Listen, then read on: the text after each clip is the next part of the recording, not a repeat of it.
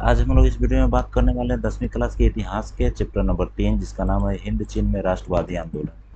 इससे जो भी महत्वपूर्ण ऑब्जेक्टिव प्रश्न एग्जाम में पूछे जाने वाले हैं उसके बारे में बात करेंगे। तो इस वीडियो में टोटल हम लोग 55 ऑब्जेक्टिव क्वेश्चन की बात करने वाले हैं, जो 2025 के बोर्ड एग्जाम के लिए बहुत ही इंपॉर्टेंट है। तो इस वीडियो को अंत तक आप जरूर देखें ताकि आपको इस वीडियो का फ़ायदा मिल सके, और अपने दोस्तों के पास भी इसे शेयर कर दे ताकि उन्हें भी इसका फ़ायदा मिले और वो अच्छा अंक जो है ला पाए। अगर अभी तक आपने हमारे चैनल को सब्सक्राइब नहीं किया तो सब्सक्राइब कर ले ताकि आने वाले वीडियो का नोटिफिकेशन आप तक जल्दी से पहुंच जाए और आप वीडियो का लाभ ले सके। तो चलिए शुरू करते हैं। क्वेश्चन नंबर 1, यहाँ पर क्वेश्चन नंबर 1 आपके सामने आ रहा होगा। क्वेश्चन है, फिर उसके बाद ऑप्शन देंगे, फिर यहाँ पर आपको टाइमर भी देखने को मिल जाएगा, 5 सेकेंड का टाइमर। उसके अंदर आपको जवाब देना है अगर किसी क्वेश्चन का आंसर आपको आता है तो। चलिए तो हम लोग शुरू करते हैं। यहाँ पहला नंबर प्रश्न है, सॉरी, यहाँ पहला नंबर प्रश्न है, हुआ हाओ आंदोलन किस प्रकृति का था? ऑप्शन है क्रांतिकारी, साम्राज्यवादी, क्रांतिकारी और धार्मिक। तो यहाँ टाइमर आपका चल रहा है। जो भी करेक्ट आंसर है जल्दी से आप इसका आंसर कमेंट करें। तो एक का आंसर ऑप्शन नंबर ए हो जाएगा। चलिए अब हम लोग बात करेंगे क्वेश्चन नंबर 2 की। तो 2 नंबर क्वेश्चन यहाँ पर आपको देखने को मिल जाएगा, कंबोडिया को स्वतंत्र राज्य की मान्यता कब प्राप्त हुई? 1951, 1952, 1953, 1954। यहाँ पर टाइमर चल रहा है, जल्दी से इसका जवाब देकर आपको आता है तो इसका correct answer option number D हो जाएगा, 1954। अब हम लोग बात करें क्वेश्चन नंबर 3 की। तो क्वेश्चन नंबर 3 यहाँ आपके सामने है, एकीकृत वियतनाम की स्थापना किस वर्ष हुई? 1954, 1960, 1959, 1975। तो इसका correct answer option number D हो जाएगा, 1975। अब हम लोग बात करें क्वेश्चन नंबर 4 की। तो क्वेश्चन नंबर 4 यहाँ पर आपके सामने लिखा हुआ है, हिंद चीन में बसने वाले फ्रांसीसी कहे जाते थे। तो ऑप्शन है फ्रांसीसी, शासक वर्ग, कोलोन और जनरल। तो इसका यहाँ टाइमर चल रहा है, जल्दी से इसका कमेंट करके आंसर बताएं। तो चलिए 4 नंबर का correct answer option number C हो जाएगा, कोलोन। हिंद चीन में बसने वाले फ्रांसीसी को क्या कहा जाता था? तो कोलोन। तो हम लोग बात करें क्वेश्चन नंबर 5 की। तो यहाँ पर लिखा हुआ है, वियतनाम लोकतांत्रिक गणराज्य की स्थापना किस वर्ष? 1930, 1940, 1943, 1945। चलिए जल्दी से इसका आंसर कमेंट करें। इसका करेक्ट आंसर हो जाएगा ऑप्शन नंबर डी, 1945। अब हम लोग बात करें क्वेश्चन नंबर 6 की। तो क्वेश्चन नंबर 6 यहाँ बोल रहा है, वियतनाम में रहने वाले फ्रांसीसी क्या कहलाते थे? स्कॉलर्स, कोलोन, पागलबोंज और न्यूयेन। यहाँ पर टाइमर चल रहा है, इसे पिछला वाला वीडियो में भी इस क्वेश्चन को हम देखे हैं, पिछले वाला क्वेश्चन में। तो यहाँ पर इसका correct answer option number B हो जाएगा, कोलोन। अब हम लोग बात करें क्वेश्चन नंबर 7 की। तो क्वेश्चन नंबर 7 यहाँ पर आपके सामने आ रहा होगा, वियतनाम युद्ध की समाप्ति किस अमेरिकी राष्ट्रपति के समय में हुई थी?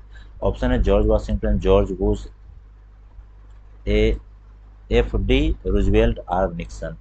तो इसका करेक्ट आंसर क्या होगा? अगर आप लोगों को पता है तो जल्दी से कमेंट करें। तो 7 नंबर का ऑप्शन नंबर डी करेक्ट हो जाएगा, आर निक्सन। अब हम लोग बात करें क्वेश्चन नंबर 8 की। तो यहाँ पर 8 नंबर क्वेश्चन लिखा हुआ है, फ्रांस वियतनाम में टोकिन फ्री स्कूल की स्थापना कब हुआ था? 1907, ऑप्शन नंबर बी 1908, 1910, 1911। टाइमर चल रहा है, उसके अंदर अगर आपको जवाब आ रहा है तो जल्दी से जवाब दे दे। चलिए 8 नंबर का ऑप्शन नंबर ए करेक्ट हो जाएगा, 1907 में। अब हम लोग बात करें क्वेश्चन नंबर 9 की। तो क्वेश्चन नंबर 9 यहाँ पर लिखा हुआ है, वियतनाम का प्रसिद्ध व्यापारी बंदरगाह कौन था? तोकिन, फाइफो, मल्लक्का, अन्नाम। तो जल्दी से इसका आंसर कमेंट करें अगर आपको आता है तो। इसका correct answer option number B हो जाएगा, फाइफो। चलिए उसके बाद अब हम लोग बात करें क्वेश्चन नंबर 10 की। तो यहाँ पर 10 नंबर क्वेश्चन है, हनोई समझौता कब हुआ था? 7 मार्च 1946, 6 मार्च 1947, 6 मार्च 1946 और 6 मार्च 1948। तो 10 नंबर का correct answer option number C हो जाएगा, 6 मार्च 1946 को। अब हम लोग बात करेंगे क्वेश्चन नंबर 11 की। तो यहाँ लिखा हुआ है, जेनेवा समझौता किस वर्ष हुआ था? जेनेवा समझौता किस वर्ष हुआ? ऑप्शन ए है 1945, 1946, 1954, 1973। तो इसका correct answer option number C हो जाएगा, 1954। अब हम लोग बात करें क्वेश्चन नंबर 12 की। तो क्वेश्चन नंबर 12 की बात करें तो क्वेश्चन नंबर 12 यहाँ पर दिया गया है, दिएन बिएन फू के युद्ध में किसकी हार हुई? जर्मनी की, ब्रिटेन की, फ्रांस की, यूनान की। तो यहाँ पर टाइमर चला है, इसके अंदर आपको जवाब दे देना है, कमेंट जल्दी से करके बता दे।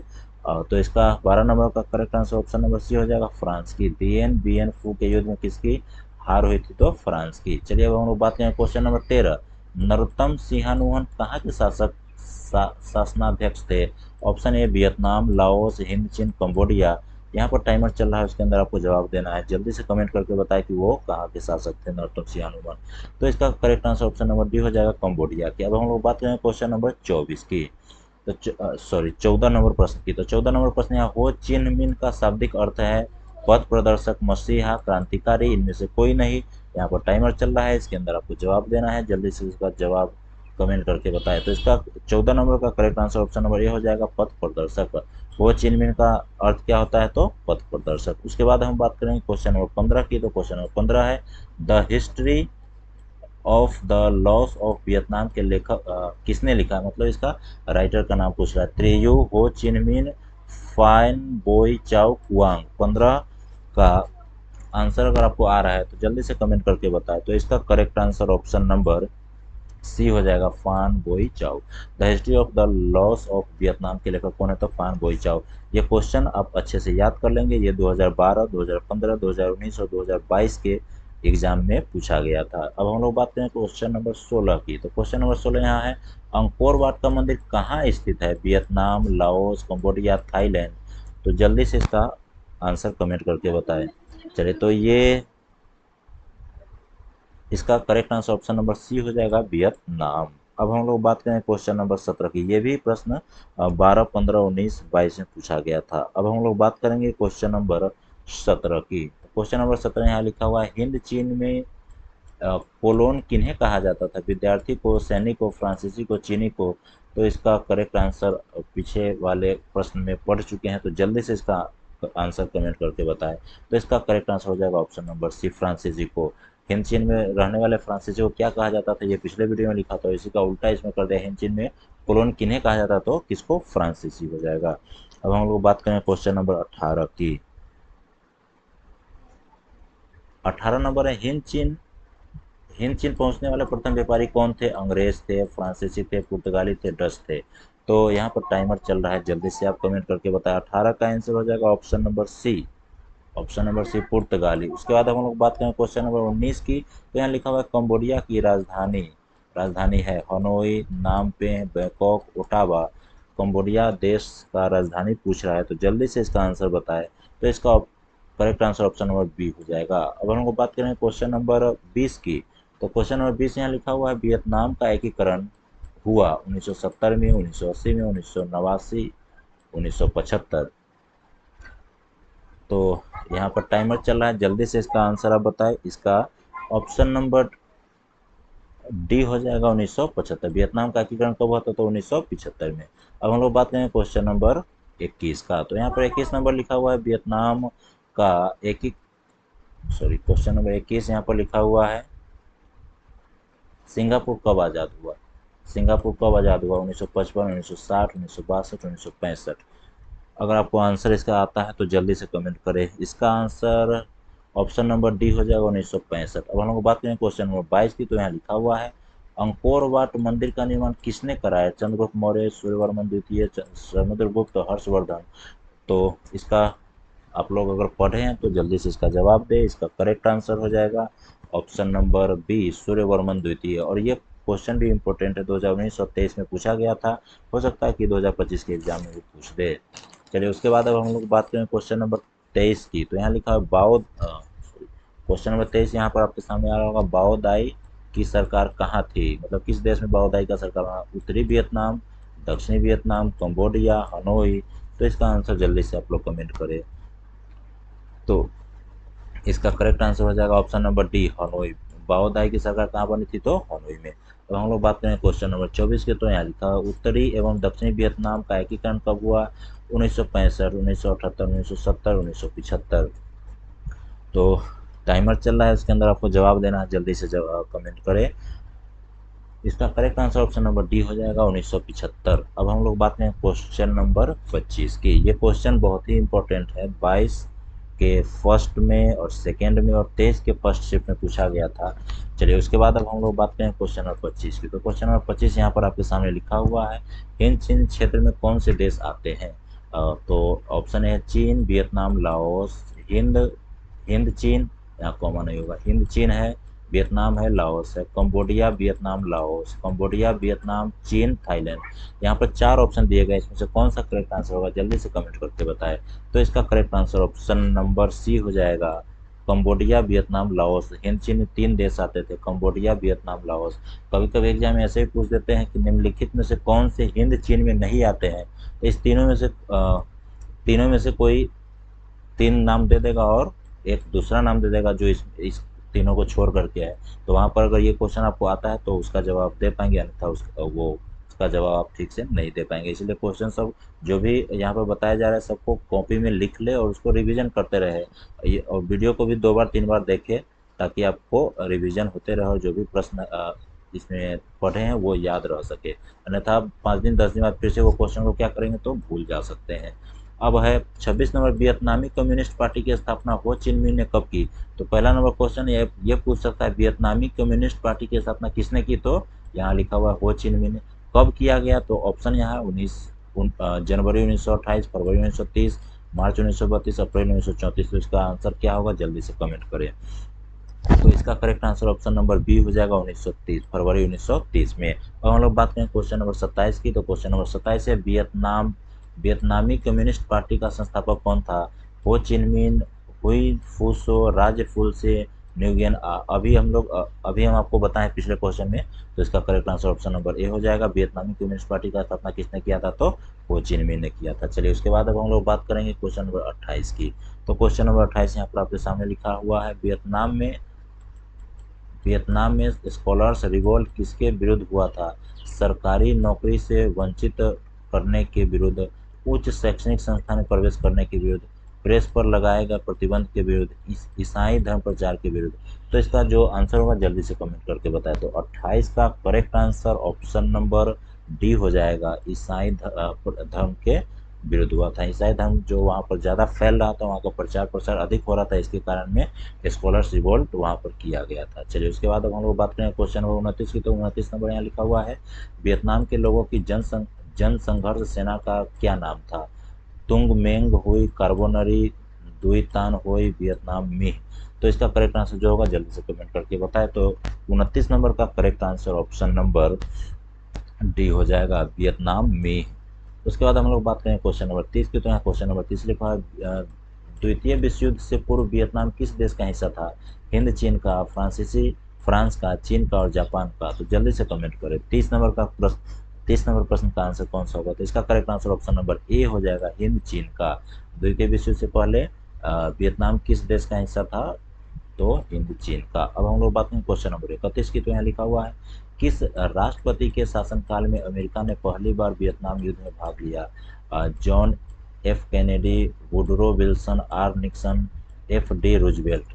तो 31 नंबर का करेक्ट आंसर क्या होगा जल्दी से आप लोग बताएं। इसका correct answer option number A हो जाएगा, 31 का option number A, John F Kennedy. चलिए उसके बाद हम बात करें क्वेश्चन नंबर 32 की।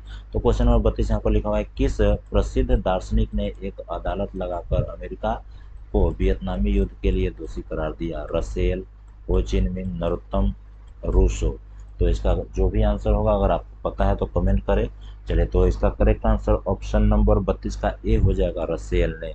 रसेल क्या थे? तो एक प्रसिद्ध दार्शनिक थे, इन्होंने अदालत लगाकर अमेरिका को वियतनाम युद्ध के लिए दोषी करार दिया था। उसके बाद हम लोग बात करें क्वेश्चन नंबर 33 की। तो यहाँ लिखा हुआ है, किस समझौते ने पूरे वियतनाम को 2 हिस्सों में बांट दिया? हनोई समझौता, जेनेवा, लाओस, इनमें से कोई नहीं। तो क्वेश्चन नंबर 33 का करेक्ट आंसर क्या होगा जल्दी से आप लोग बताएं। तो इसका correct answer option number 33 number का ऑप्शन नंबर बी हो जाएगा, जिनेवा समझौता। जिनेवा समझौता ने वियतनाम को 2 हिस्सों में बांट दिया। उसके बाद अब क्वेश्चन नंबर 34 है, मार्च 1946 में फ्रांस और वियतनाम में कौन सा समझौता हुआ था? जिनेवा समझौता, जकार्ता समझौता, हनोई समझौता, पेरिस समझौता। चलिए तो 34 नंबर का correct answer option number C हो जाएगा, हनोई समझौता। उसके बाद यहाँ पर क्वेश्चन नंबर 35 लिखा हुआ है। क्वेश्चन नंबर 35 है, वियतमिंह सरकार की स्थापना कब हुई थी? 1935, 1940, 1945, 1950। जल्दी से, सॉरी, तो 35 नंबर का correct answer option number C हो जाएगा 1945 में। चलिए इसके बाद हम लोग बात करें क्वेश्चन नंबर 36 की। वियतनाम में की स्थापना किसने की? बाओ दाई, हो चिन मिन, फान बोईचाओ, कुआन दे। चलिए तो इसका जो भी करेक्ट आंसर जल्दी से अगर आपको आ रहा है तो बताइए। 36 का correct answer option number B हो जाएगा, हो चिन। वियतनाम में की स्थापना किसने किया? तो हो चिन मिन। चलिए उसके बाद हम लोग बात करें क्वेश्चन नंबर 37 की। तो 37 नंबर क्वेश्चन यहाँ पर आपके सामने आ रहा होगा।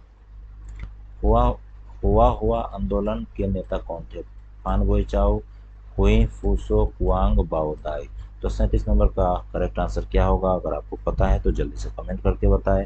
तो 37 का ऑप्शन नंबर बी करेक्ट होगा, हुई फूसो। चलिए उसके बाद हम लोग बात करें क्वेश्चन नंबर 38 की। तो यहाँ लिखा हुआ है, हुआ नामक आंदोलन कब चलाया गया? 1939 में, 1940 में, 1929, 1930। इसका चलाया कौन था? पिछला क्वेश्चन में देख लियो, उसको भी याद कर लेंगे अच्छे से। और कब चलाया गया था ये भी अच्छे से आप याद कर लेंगे। तो चलिए 38 नंबर का correct answer option number A हो जाएगा 1939 में। अब हम लोग बात करें क्वेश्चन नंबर 39 की। तो लिखा हुआ, हो चिन मिन का दूसरा नाम क्या था?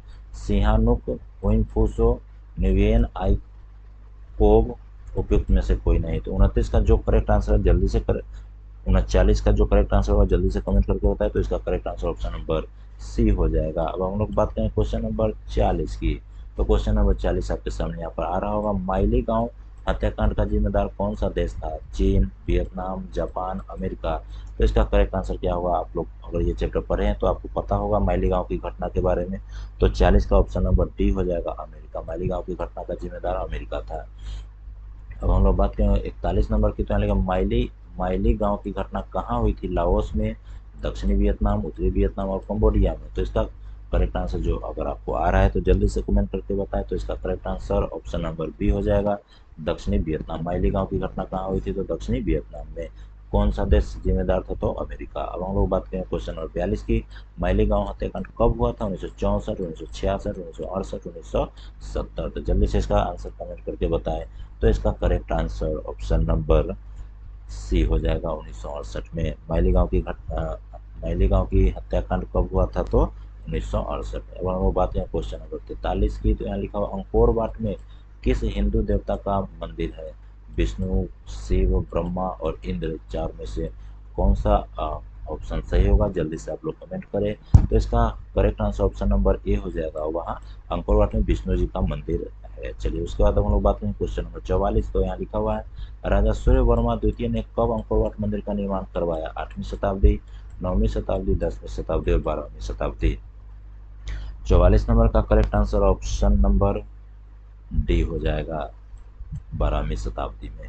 उसके बाद है 45 नंबर, कंबोडिया और लाओस प्रदेश में किस सभ्यता का प्रभाव था? भारतीय, मिस्र, चीन, रोमन। इसका करेक्ट आंसर जल्दी से आप लोग बताएं। तो 45 का correct answer option number A हो जाएगा, भारतीय सभ्यता का प्रभाव था। उसके बाद है क्वेश्चन नंबर 46, कंपुचिया का पुराना नाम क्या था? Laos, Vietnam, Cambodia, Indonesia. तो 46 नंबर का जो आंसर होगा जल्दी से आप लोग कमेंट करें। तो 46 नंबर का correct answer option number C हो जाएगा, कंबोडिया। कंबोडिया का ही नया नाम क्या है? कंपुचिया। सॉरी, पुराना नाम कंपुचिया है। कंपुचिया से बदल कर कंबोडिया कर दिया गया। अब उसके बाद क्वेश्चन नंबर 47 आपके सामने, कन्फ्यूशियस कौन था? एक लेखक था, चीनी विचारक था, क्रांतिकारी नेता, वियतनाम के नेता। जल्दी से इसका आंसर कमेंट करें। 47 का ऑप्शन नंबर बी हो जाएगा, एक चीनी विचारक था। कन्फ्यूशियस कौन था? तो एक चीनी विचारक था। तो हम लोग बात करें क्वेश्चन नंबर 48 की। तो यहाँ लिखा हुआ, लाओस और कंबोडिया में कब साम्यवादी दल की सरकारें कायम हुई? 1970, 1972, 1973, 1975। तो इसका करेक्ट आंसर अगर आपको आ रहा है तो जल्दी से कमेंट करके बताएं। तो 48 नंबर का correct answer option number D हो जाएगा, 1975। और इसका अगर पीडीएफ आप डाउनलोड करना चाहते हो तो thebudan.com गूगल पर सर्च करें, वहाँ जाकर के सभी विषय का पीडीएफ, जो भी यहाँ पर आपको ऑब्जेक्टिव मिलता है उसका पीडीएफ मिल जाएगा। वहाँ और भी विषय का नोट्स सभी है, चैप्टर वाइज है, क्विज है, ऑब्जेक्टिव क्वेश्चन सभी डाला गया है। अगर इसको आप पढ़ना चाहते हैं तो वहाँ से जाकर आप पढ़ सकते हैं। चलिए उसके बाद हम लोग बात करें क्वेश्चन नंबर 49 की। तो 49 नंबर है, लियोंग किचाओ कौन था?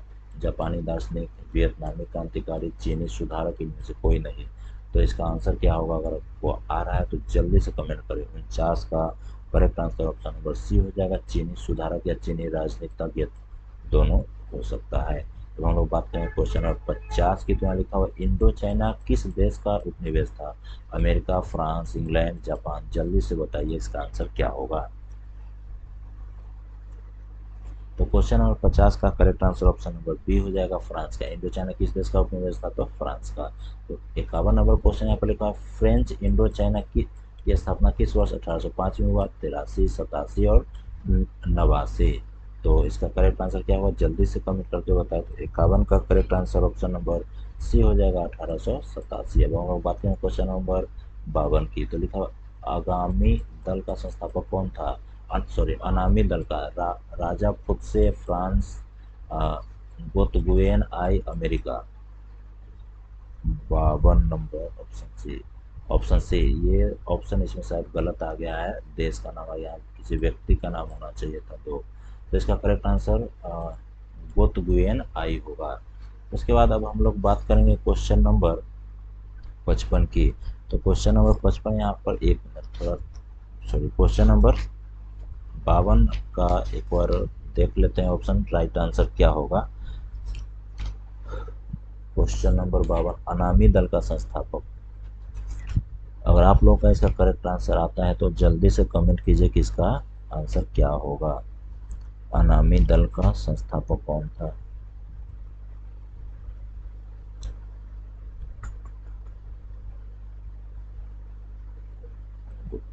चलिए, इसका correct answer option number C सही है। यहाँ पर बी में फ्रांस नहीं, लियोंग किचाओ ऑप्शन में होगा, और डी में इनमें से कोई नहीं। यहाँ पर ये फ्रांस आ गया, ये गलत है। यहाँ लियोंग किचाओ और उपयुक्त में से कोई नहीं। चलिए अब हम लोग बात करें क्वेश्चन नंबर 53 की। तो क्वेश्चन नंबर 53 यहाँ पर लिखा हुआ है तोकिन, तोकिन अन्नाम में किस सभ्यता संस्कृति का प्रभाव था? चीन का, रूस का, भारतीय और फ्रांसीसी। जल्दी से कमेंट करें 53 का आंसर।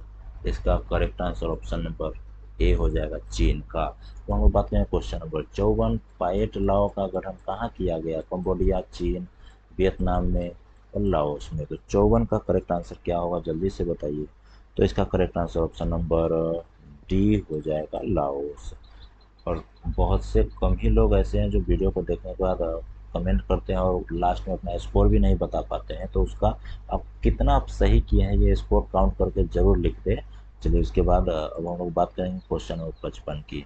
तो क्वेश्चन नंबर 55 यहाँ पर आपके सामने आ रहा होगा, पेरिस शांति समझौता कब हुआ? 1972, 74, 76, 1947। चार ऑप्शन है, जल्दी से इसका आंसर कमेंट करें। तो 55 नंबर का ऑप्शन नंबर बी सही होगा।